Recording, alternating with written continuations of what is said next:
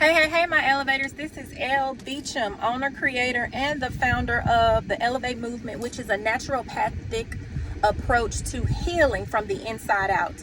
I just stopped by because I've been doing a lot of journaling this last new moon, which was just a couple of days ago. And I was going through like an emotional frenzy where I was feeling everything. I had a lot of emotions. I had a lot of concerns. I felt overwhelmed. Like I just had a lot of stuff going on with me. Oh, I'm getting tan. Whew. But I had a lot of things going on with me. So what I did to combat that, I just started doing a lot of journaling with my thoughts, my feelings, my fears, my insecurities. Like this is a constant work in progress. So even though you go to therapy and you work on these different issues and things that may be problematic in your life, like you will always have these things. Like it's gonna always be something to some degree, some element, some layer of it. You may go deeper with the healing. Like you may have thought it was just the hurt from a past relationship, but when you dig deeper into it, you may find out that it has something to do with childhood, like the disappointment of a parental figure in your life, or someone from the community. So we deal with things on a very surface level, and then as we sit with them and we ask God and the universe to kind of come in and work with us, we start to see that they're deeper or deeply rooted than just what's on the surface. So the purpose of this video is, once you start doing that kind of work, like that intense work where you have all of these feelings and feels and emotions, like it is then and only then can you start to realize that I don't give myself enough credit. Like I'm better than, what I give myself credit for. Or I'm not my experiences. I'm not my past. I'm not, my bad decisions. Like these were just a lapse in judgment at the current time. However, I'm better than that, but I needed the experience to learn some things so that I can apply it to my life and move differently moving forward, right?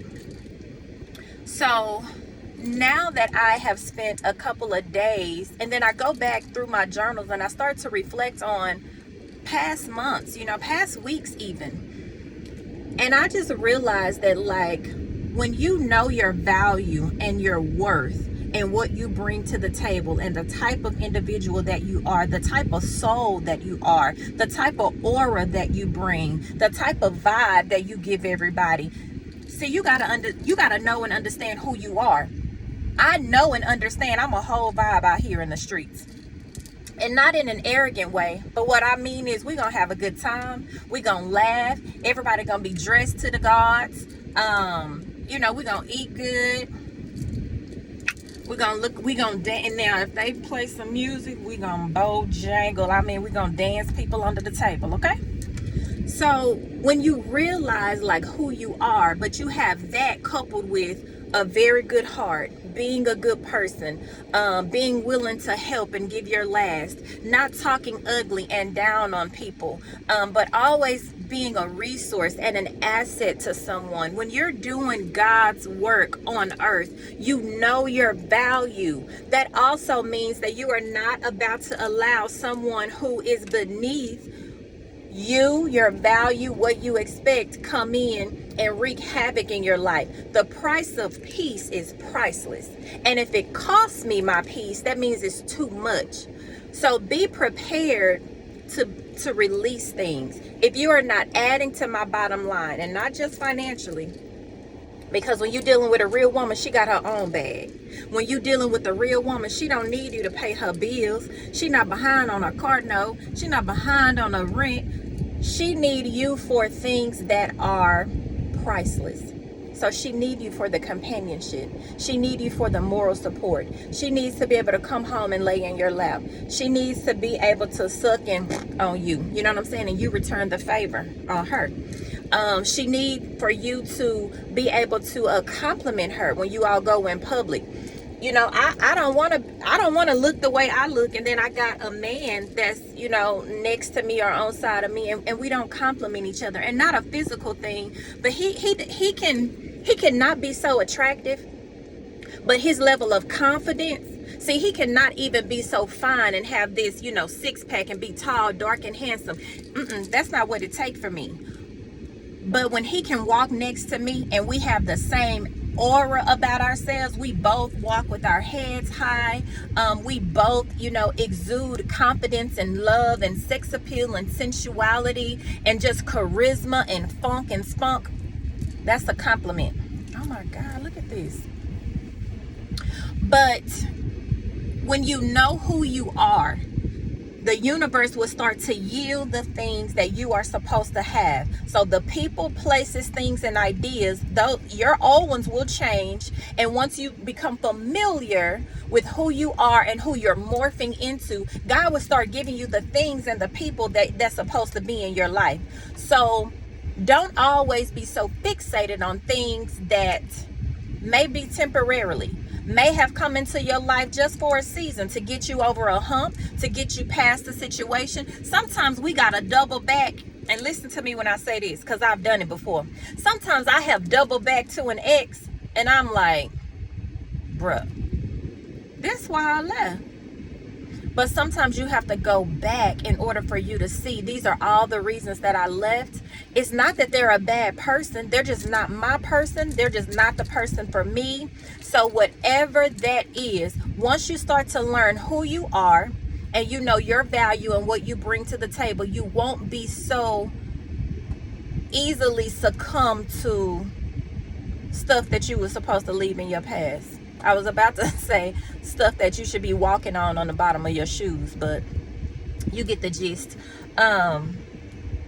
But yeah, when you know who you are and you know your value and you know what you bring to the table, you would not be so quick to get in there with somebody that's going to interrupt your peace, that's not going to enhance your life. When you already got your bag and you're already doing the damn thing, money ain't what you're looking for. You're looking for the priceless things. You're looking for the things that enhances and experiences and enhances your daily life, the quality of life. See, I don't want to live in the ghetto. I don't live in the ghetto now. I don't want to live in the ghetto.